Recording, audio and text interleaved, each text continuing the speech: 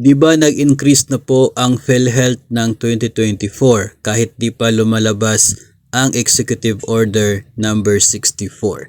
So ito po, no, yung increase sa contribution sa PhilHealth ngayong 2024 galing sa 4% noong nagdaang taon to 5% ngayong taon ay dahil po yun sa effectivity ng Republic Act 1122-3 or the Universal Health Care Act.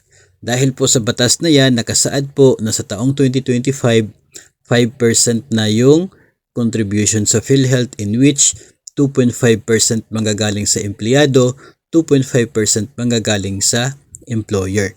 Dati po, no, nagsuspend noong 2023 kaya nanatili sa 4% yung contribution. 5% ngayon.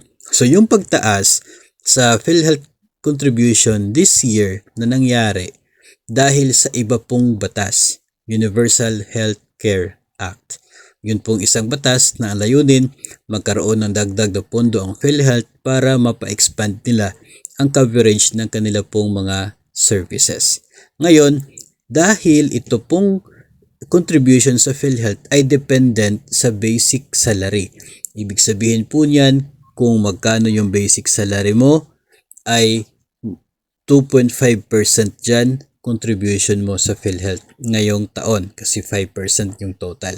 So, kung tataas yung basic salary ng isa pong empleyado na member ng PhilHealth ay automatic na tataas din talaga ang kanyang maging contribution. So, yung pagtaas na nangyari before noong January dahil sa Republic Act 1122-3 at itong pagtaas na mangyayari ngayong pag-effect ng dagdag ng sahod ay dahil sa salary increase as provided in Executive Order number 64 series of 2024.